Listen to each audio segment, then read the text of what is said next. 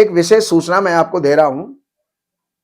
हर अमावस्या को हरिद्वार के अंदर पितृदोष निवारण कार्यक्रम रखा गया है। तो जिसको भी किसी ने कोई पितृदोष बताया है या पितृदोष है या आपके कोई भी अड़चने हैं, कारोबार में अड़चने हैं, संतान में अड़चने हैं, पढ़ाई में अड़चने हैं, घर में सुख शांति नहीं रहती है, तो पितृदोष निवारण के लिए हर अमावस्या हमारा आयोजन हरिद्वार में होगा। उसमें आप नाम लिखा करके और लाभ ले सकते हैं। नमस्कार, मैं हूं सच्चिदानंद वशिष्ठ। सज्जनों, तुला राशि वालों के लिए 2025 कैसा आने वाला है, कैसा जाने वाला है, क्या क्या इसमें शुभ और अशुभ परिणाम हमको देखने पड़ सकते हैं, उन बातों की जानकारी मैं आपको देने का प्रयास करता हूं। तुला राशि वालों के लिए सबसे पहले बृहस्पति अष्टम स्थान में है। स्वास्थ्य के लिए अष्टम स्थान का बृहस्पति ठीक नहीं होता, लेकिन धन वृद्धि जरूर करता है। भूमि संबंधी वृद्धि ये जरूर करता है, वाहन संबंधी ये वृद्धि करता है, लेकिन स्वास्थ्य के प्रति गिरावट जो है ये पैदा करता है। और ये स्थिति आपकी बनी रहेगी 15 मई तक। 15 मई के बाद बृहस्पति आपका जो है राशि परिवर्तन कर जाएंगे। भाग्य की वृद्धि होगी, दूर की यात्राएं होंगी, विदेश की यात्रा भी संभव है, और जो भी कार्य करेंगे वो सफलता की तरफ आगे बढ़ता चला जाएगा। अच्छा जो है मन रहेगा, अच्छी बुद्धि रहेगी, अच्छे विचार रहेंगे।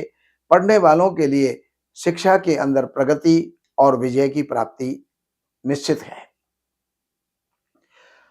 अब ये बृहस्पति, ये आपको अपने बताया, राहु आपके छठे स्थान में है, जो 19 मई तक यहां पर रहेंगे।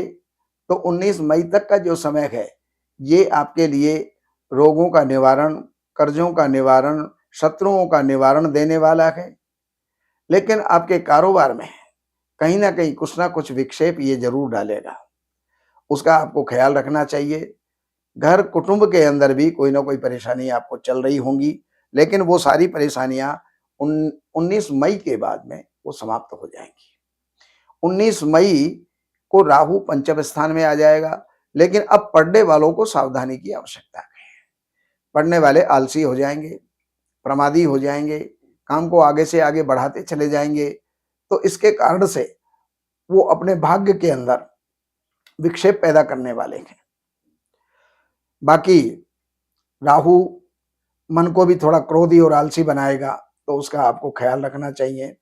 शनि आपके दसम स्थान के पंचम स्थान के अंदर चल रहे हैं, लेकिन पंचम स्थान के शनि विद्या में अच्छी प्रगति दे रहे थे, अच्छा लाभ दे रहे थे, लेकिन 1 अप्रैल के बाद ये शनि छठे स्थान में चले जाएंगे। तो रोग, ऋण और कर्जे, इनको तो ये निपटाएंगे, लेकिन आगे से आगे कुछ खर्चे भी विशेष ये बढ़ाएंगे। भाइयों के साथ में कुछ विरोध उत्पन्न होगा। तो ये जानकारी हमने आपको दी। बाकी अब महीने के हिसाब से अब आपको जानकारी देना चाह रहे हैं। जनवरी की 14 जनवरी से और 12 फरवरी तक का जो समय है, इसमें आपको कुछ चिंताएं रहेंगी, लेकिन यश मान प्रतिष्ठा आपकी बढ़ेगी। 12 फरवरी से लेकर के 14 मार्च तक का जो समय है, इसके अंदर विद्या के क्षेत्र में आपको अच्छी प्राप्ति, अच्छी प्रगति इस समय पर होगी। 14 मार्च से और 13 अप्रैल तक का जो समय है, इसमें आपके रोग, ऋण, कर्जे मिटेंगे। कुछ ना कुछ विवादों के अंदर आपको सफलता भी प्राप्त होगी, विजय भी आपको प्राप्त होगी। 13 अप्रैल से और 14 मई तक का जो समय है, इस समय पर कोई नया व्यापार हो सकता है, सगाई संबंध हो सकते हैं, नया मित्र कोई मिल सकता है, नया पार्टनर कोई ना कोई मिल सकता है जो आपके कारोबार को आगे बढ़ाएगा। 14 मई से और 14 जून तक का जो समय है, इसके अंदर स्वास्थ्य के प्रति आपको जागरूक रहना होगा। आपको स्वास्थ्य गिर सकता है, तो इस समय पर लंबी दूरी की यात्राओं को आप जो है ना करें। छोटी छोटी यात्राएं हो तो आप कर सकते हैं।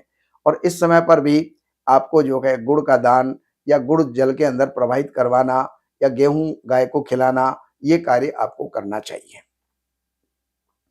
14 जून से लेकर के 14 जुलाई तक का जो समय है, 16 जुलाई तक का जो समय है, ये आपके लिए पद की वृद्धि और बाकी यात्राओं से लाभ ये देने वाला होगा।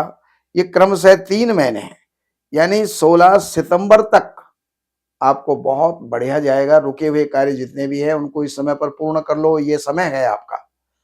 इस समय अगर आपने समय से वंचित हो गए तो हो सकता है किसी लाभ से वंचित आप हो जाए, इसलिए इसका सदुपयोग करो। 16 सितंबर से लेकर के और 17 अक्टूबर तक का जो समय है, इस समय पर कुछ नुकसान हो सकता है। कोई इन्वेस्टमेंट इस समय पर ना करें, देन लेन आप इस समय पर ना करें, कहीं चीटिंग हो सकती है। और इसके पश्चात 3 महीने का समय है, ये जो है 17 अक्टूबर से लेकर के और 14 जनवरी तक का ये जो 3 महीने हैं, ये आपके लिए अमूल्य हैं। बहुत अच्छा फल देने वाले हैं, बहुत अच्छी प्रगति करने वाले हैं, यश मान प्रतिष्ठा और धन की वृद्धि करने वाले हैं। तो ये जानकारियां मैंने आपको दी। बाकी जानकारियों के लिए इन नंबरों पर संपर्क करके कार्यालय से अपॉइंटमेंट लेकर के कार्यालय की सेवाएं अर्पण करके आपको जो जानना है वो जान करके आप लाभ उठा सकते हैं। नमस्कार। एक विशेष सूचना मैं आपको दे रहा हूं। हर अमावस्या को हरिद्वार के अंदर पितृदोष निवारण कार्यक्रम रखा गया है।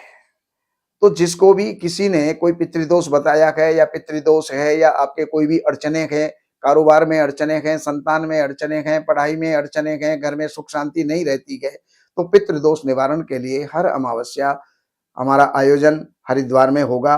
उसमें आप नाम लिखा करके और लाभ ले सकते हैं।